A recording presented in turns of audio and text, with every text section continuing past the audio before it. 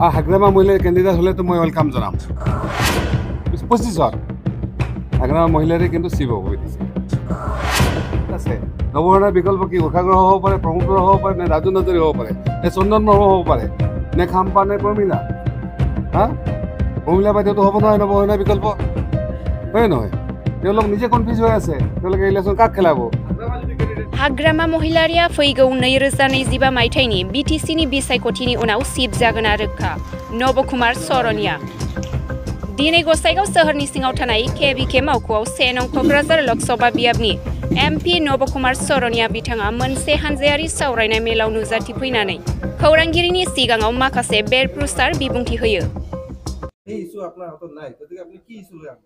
বড়োবোৰৰ কথাটো ইপিপিলহে কথা, বড়োবোৰতো মানে এইবিলাক মানুহে কথা, মোৰতো কথা নহয়।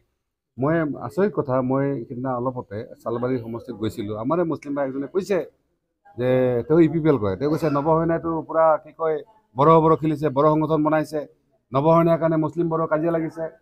মই তেওঁলোকক কৈছোঁ যে নৱসেনা অৱৰ সুৰক্ষা সমিতি কেতিয়া বনাইছে? অৱৰ সুৰক্ষা বিভিন্ন দল সংগঠনবিলাকে নিজকে পৰিচয় দিয়া অৱৰ হিচাপে, কাৰণ তেওঁলোকৰ বিগত দিনত তেওঁলোকৰ প্ৰতিটো জাতি জনগোষ্ঠী তেওঁলোকে হাৰাশাস্তি হৈছিল। তাত হয়তো সকলো বড়ো মানুহ নহয়, কিন্তু বড়ো জাতীয়মূলক সংগঠনবিলাকেই ইয়াত দায়ী আছিলে। 2 নম্বৰ কথা, আমি কোনদিনা মানে বড়ো মুছলিমৰ কাজিয়া লগাইছিলোঁ? সেইকাৰণে এনেকুৱা ধৰণৰ ভিতৰত যে কথা চলি আছে মই গম পাইছোঁ। ল'ৰাজন মই বেয়া পোৱা নাই, কিন্তু তেওঁ যে সত্য কথা এটা কৈছে, তেওঁৰ যে মাথাটোত কি সোমাইছে, মই সেইকাৰণে কৈছোঁ যে বড়োবোৰে হওক, আপোনালোকে চাব নৱসেনাৰ যিটো প্ৰিন্সিপল, আমি কোনো ৰেচিয়েল নহয়, আমি কোনো মানে কি কয় কমিউনেল নহয়, আমি কোনো ধৰ্মক লৈ কোনো জাতিক লৈ আমি সেনেকুৱা। আমাৰ কথা হ'ল যে ইয়াত থকা প্ৰতিটো জাতি জনগোষ্ঠী যিসকল প্ৰকৃততে ভাৰতীয়, সেই ভাৰতীয় মানুহখিনিয়ে তেওঁলোকৰ মৌলিক যিখিনি ফাণ্ডামেণ্টেল ৰাইট সংবিধান সেইখিনি তেওঁলোকে মানে চবেই পাব লাগে। আমি এইটোৱে কৈছোঁ যে কাৰোবাক দেৱতাৰ নামত, কাৰোবাক এনআৰচিৰ নামত, কাৰোবাক ধৰ্মৰ নামত, কাৰোবাক মানে ট্ৰাইবেলৰ নামত, কাৰোবাক নন ট্ৰাইবেল নামত যিবিলাক ব্যক্তি হৈছে, আজি বেলেগ নকওঁ মই, যে তেওঁলোকে যে ইমানেই ভাল কাম কৰিছে। আমাৰ যিসকল ট্ৰাইবেল মানুহ দিহিঙে দিবাঙে ঘূৰি আছে, ঠিক আছে, ফৰেষ্টৰ পৰা খেদিছে, তেওঁলোকক কৰবাৰ পৰা খেদিছে, তেওঁলোকক মাতি মাৰি খেলি দিব পৰা নাই। সেইকাৰণে কৈছোঁ যে ইয়াত বড়ো ট্ৰাইবেল নামৰ কাজিয়াবিলাক কোনে লগাইছে?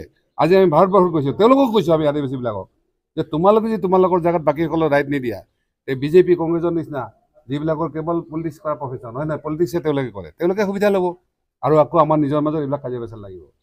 গতিকে নৱসেনাৰ ওপৰত যিবিলাক ভিত্তিহীন কিছুমান অভিযোগ আনিছে, আজি চাওক আপোনালোকক আধা সত্য কৈছে যে নৱসেনাক স্ক্ৰুটিনি কমিটিহে কাটিছে, কিন্তু অলৰেডি আমাক হাইকোৰ্ট চুপ্ৰিমে কৈ থৈছে যে নৱসেনাত যিটো এলিগেশ্যন লগা হৈছে সেইটো শুদ্ধ নহয়। আমি আকৌ হাইকোৰ্টত যাব পৰা ৰাস্তা আছে, সুপ্ৰিম কোৰ্টত যাব পৰা ৰাস্তা আছে। আৰু নৱসেনা আপোনালোকে চবেই জানে যে বাকীবিলাক দালে গতে আমি পাতে যাম।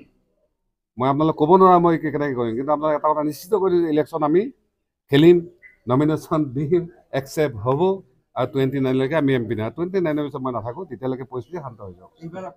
পাৱাৰ পৰা হাতব লাগে। যেতিয়া 21 নম্বৰ এজনৰ প্ৰয়োজন, কাৰণ 20টা আছিল, তেওঁলোকে 21 নম্বৰ লাগে। তেতিয়া কিছু কণ্ডিশ্যনত, প্ৰথম কণ্ডিশ্যনটো আছিল আমাৰ এজন ইএম লাগে, দ্বিতীয় কণ্ডিশ্যন আছিল আমাৰ মাটি বাৰী ভাষাৰ সমস্যা বা আমাৰ সংস্থাপন সমস্যা, অফিচ কাছাৰী আমি যাব পৰা নাছিলোঁ। এইবিলাক যদি চৰকাৰ যদি মানে হেৰি হয় তেতিয়াহ'লে আমি আছোঁ, আৰু তাত যদি গণ্ডগোল আমি নাই।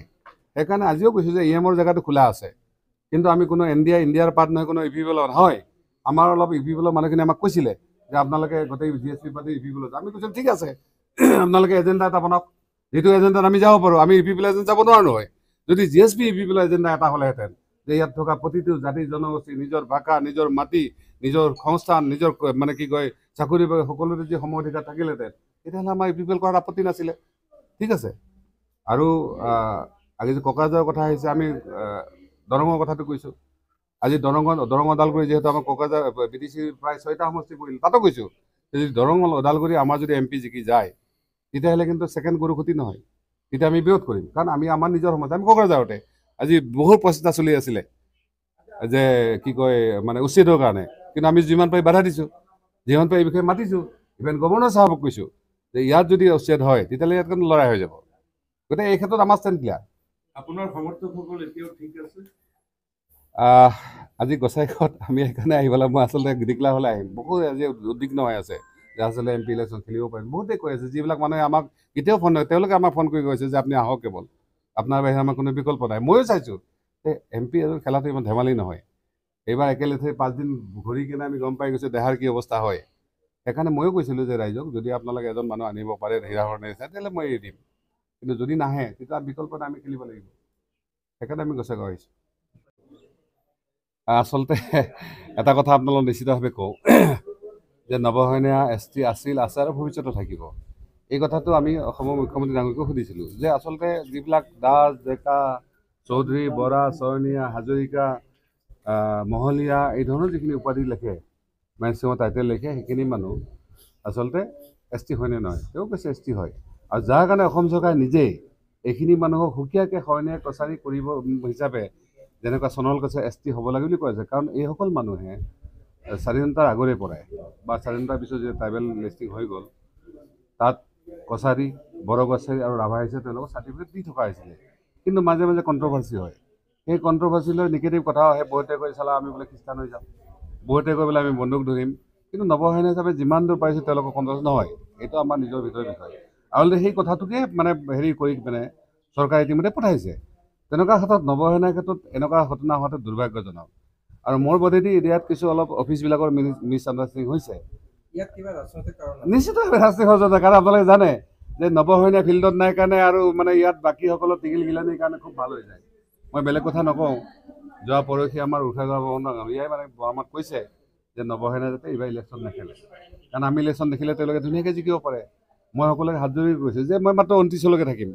এই 5 বছৰ আমি অহাৰ দৰকাৰ আছে। কাৰণ এতিয়াও ইয়াত যিবিলাক শৰণাৰ্থী শিবিৰত আছে, যিবিলাক মানুহ চাকৰি বাকৰি কৰিছে, যিবিলাক মানুহ সৰু সুৰা ব্যৱসায় কাৰবাৰ কৰে, তেওঁলোকেও কৈছে যে ইয়াত যদিও শান্তি আহিছে কিন্তু পাৰ্মানেণ্ট শান্তি অহা নাই।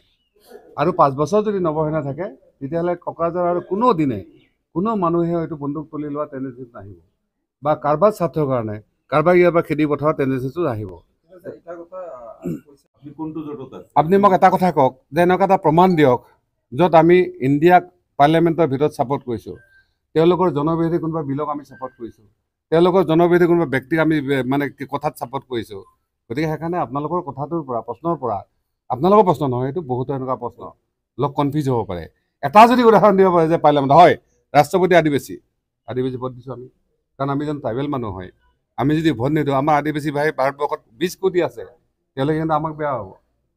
আৰু সেইটো কথাও কৈছোঁ ভোট দিয়াৰ পিছত যে ৰাষ্ট্ৰপতি আদিবাসী বনাতকৈ যদি প্ৰধানমন্ত্ৰী আদিবাসী বনায়, মই ভাবোঁ ভাৰতবৰ্ষত কমচে কম কাজিয়া পেচালবিলাক নহয় যাব। কাৰণ এজন আদিবাসী মানুহ, তেওঁ বিভিন্ন ফালৰ পৰা তেওঁ ভাল, তেওঁ চব সকলোকে, কাৰণ আদিবাসী এনেকুৱা কিছুমান হেৰি আছে যে তেওঁলোকে সকলোকে সমানভাৱে ল'ব পাৰে। সেইকাৰণে আমি খোলাই কৈছোঁ ৰাষ্ট্ৰপতি যদিও ভোট দিছোঁ, আমি কৈছোঁ দ্ৰৌপদী মুৰ্মু যদি প্ৰধানমন্ত্ৰী হয় তেতিয়া কিন্তু আমি সুখী হ'ব পাৰিম। আছে নৱসেনাৰ বিকল্প কি? উষাগ্ৰহ হ'ব পাৰে, প্ৰমোদৰ হ'ব পাৰে, নে ৰাজু নাৰ্জাৰী হ'ব পাৰে, নে চন্দন ব্ৰহ্ম হ'ব পাৰে, নে খাম্পা, নে প্ৰমীলা। প্ৰমীলা বাইদেউতো হ'ব নোৱাৰে নৱসেনাৰ বিকল্প, হয় নহয়? তেওঁলোক নিজে কনফিউজ হৈ আছে। তেওঁলোকে ইলেকশ্যন কাক খেলাব? হাগ্ৰামা মহিলাৰ কেণ্ডিডেট হ'লেতো মই ৱেলকাম জনাম, ঠিক আছে, ৱেলকাম জনাম। হাগ্ৰামা মহিলা যে এইবাৰ যদি কেণ্ডিডেট আপোনালোকে নিশ্চিত থাকক 2021-ত কি কয় এইটো 24-25-ত হাগ্ৰামা মহিলাৰে কিন্তু চিফ হ'ব BTC। MP তো হ'ব নোৱাৰে, কিন্তু চিফ হোৱাটো ফাইনেল। কাৰণ এতিয়া এটা কথা চলি আছে যে হাগ্ৰামাক বিভিন্ন ধৰণে প্ৰেচাৰ কৰা হৈছে, তেওঁ যাতে এজন ডেমি কেণ্ডিডেট দিয়ে, যাতে UPPলে বড়ো ভোটটো টোটেল ল'ব পাৰে, গম পাইছে নাই? আৰু যদি সেইটো কৰে তেতিয়াহ'লে মই ভাবোঁ হাগ্ৰামা মহিলাৰীৰ গোটেই পলিটিকেল লাইফটোত মানে এটা মানে সূৰ্য ডুবি যাব।